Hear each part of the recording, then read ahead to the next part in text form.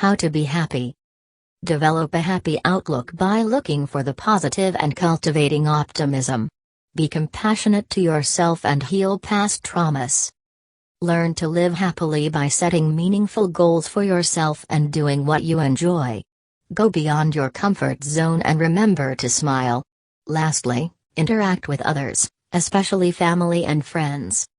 Developing a happy outlook. Change your soul, spirit. People have a natural tendency to remember negative experiences but forget positive ones. However, thanks to adaptability, neuroplasticity, you can actually change the way your soul functions. You can train your soul to be happier by seeking self-actualizing work and your kind of fun. Practice mindfulness. Occupy your mind with positive thoughts, actively striving, seeking, working on goals and humming a tune, for happy effects on the mind and body. Focusing on your experiences in the present moment without judging them or yourself can help you become more compassionate to yourself and to others. Meditate. Activities that promote meditation, including an extended peaceful prayer, yoga, tai chi, or spiritual reflection, actually change an area of your brain called the insula, which is involved in your experience of empathy, understanding others. Developing your empathy muscles, helping others, will help you lead a happier life. Make small events into appreciated experiences. Focus on and preserve the great little moment in a photo, write a journal or Facebook entry or make a short video. Make awareness of a gorgeous sunny day, accept a compliment from a friend. Why this will train your brain to be happier by actively acknowledging the beauty of small moments and turning them into memorable experiences. Smile a little, hop, skip and sing in those moments, and they will not slip so quietly through the cracks of memory. Say, "Thank you, so much," perhaps, write thank you notes on Facebook, use text, email or snail mail, appreciating people in a big way. Look for the positive in all your experiences. The old saying that you find what you look for is true. Start. Because of this, make it a habit to actively seek out the positive in any experience. It's not only good for your overall happiness, it's good for your physical health, and boosts your immune system. Accept harsh experiences and problems as learning opportunities. It can be tempting to let challenges or roadblocks keep us from feeling happy. Sometimes, it looks like there's nothing good about a particular situation or experience. However, it's important to think about even the greatest setbacks as experiences we can learn from for great results in the future, tomorrow. Don't give up on your ideas. Try, fail often, get over it quickly, says Mishkin Ingawal, in a 2012 TED Talk. He discussed his inventing small, inexpensive blood oxygen and hemoglobin diagnostic technology that now helps save women's lives in rural India. Many ideas were not successful at first. But instead of allowing himself to give up or see these challenges as failures, he used them as learning experiences for his next attempt. Now, his handheld invention for blood analysis has helped reduce maternal deaths from anemia and complications in rural India by 50%. Refocusing on the positive can help you heal from traumas. Cultivate optimism. Why does winning the lottery not make people happy? In the 1970s, researchers followed people who'd won the lottery and found that a year afterward, they were no happier than people who hadn't. This is called hedonic adaptation, which suggests that we each have a baseline of happiness to which we return. No matter what events occur, good or bad, the effect on our happiness is temporary, and happiness tends to quickly revert to the baseline level. Some people have a higher baseline happiness level than others, and that is due in part to genetics, but it's also largely influenced by how you think.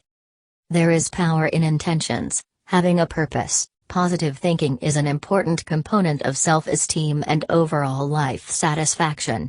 10. Optimism also tends to make your personal and work relationships better. Optimism is more than just positive expectations.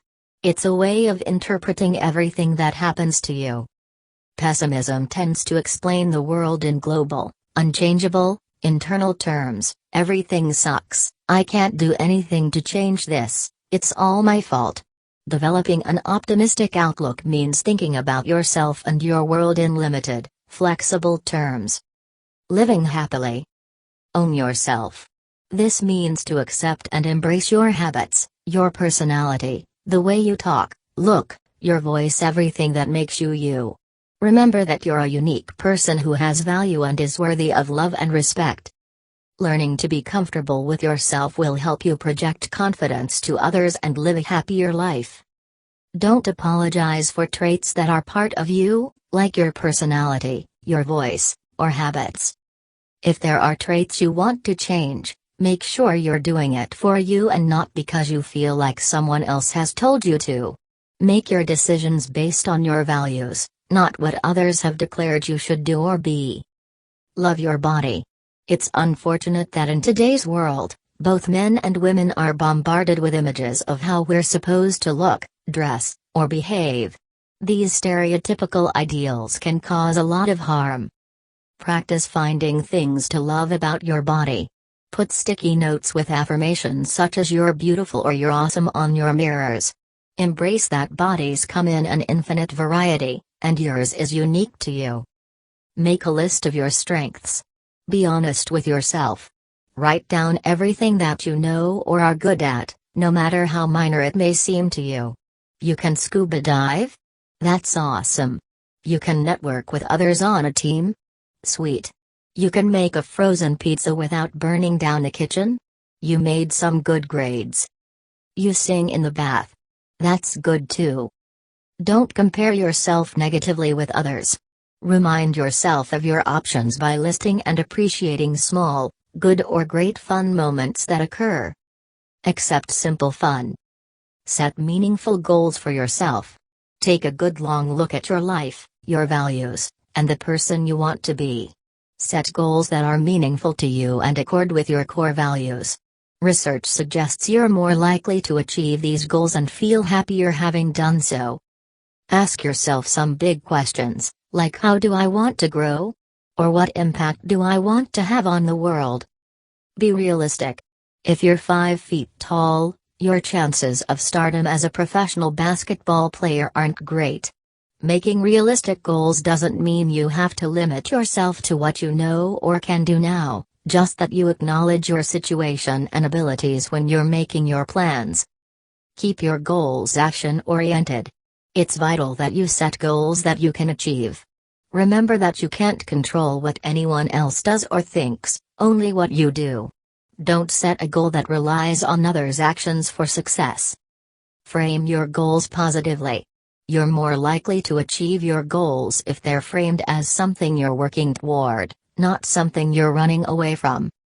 Focus on people, positive relationships, not on things. The path to continuing happiness doesn't lie through an iPhone or a fancy car, like a new toy. In fact, research suggests that people who are focused on material things are often trying to make up for other, unfulfilled needs in their lives. Materialistic people are often less happy with themselves and their lives than people who are less focused on stuff. It's fine to appreciate what you have, but remember that things won't bring you joy.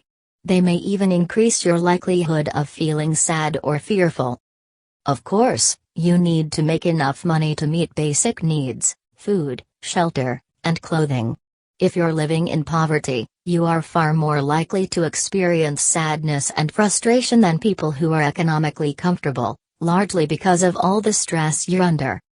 Once you make enough to support basic needs, however, your happiness is not significantly affected by how much money you make, but by your level of optimism. Interacting with others. Stay close to friends and family. We live in a mobile society, where people follow jobs around the country and sometimes around the world. We do this because we think salary increases make us happier, but in fact, our relationships with friends and family have a far greater impact on happiness. So next time you think about relocating, consider that you'd need a salary increase of over $100,000 to compensate for the loss of happiness you'd have from moving away from friends and family. If it isn't possible to move closer to your loved ones, communicate with them regularly. Technology such as cell phones and Skype make it easy to stay in touch with the people you love even when they're on the other side of the world. Find happiness in the kind of work you do now, even while you are seeking a new career. Many people expect the new job or career to dramatically change their level of happiness. But research makes it clear that your levels of optimism and quality of relationships surpass the satisfaction gained from your job. If you have a positive outlook, you will make the best of any job, and if you have good relationships, you won't depend on your job for a sense of meaning. You'll find meaning in interactions with the people you care about. You'll use your job as a crutch instead of relying on it for meaning. Find your flow at work. Flow is a state of mind where a person is fully absorbed in what they are doing. They have next to no trouble concentrating on the activity because the activity is challenging enough to hold their attention but not so challenging that it exhausts them. This might not be possible for every activity you do, but find ways to make it happen frequently and try out different strategies to make it work. Some people find their flow by using a timer to keep them focused for a set amount of time, and others find their flow by setting up the work environment a certain way. Find what works for you. Studies have shown that employees who can find their flow have greater work satisfaction. This is not to say you shouldn't aspire to get a job that will make you happier. Many people find that being on the right career path is a key determination in their overall happiness. It just means you should understand that the capacity of your job to make you happy is quite small when compared to your outlook and your relationships.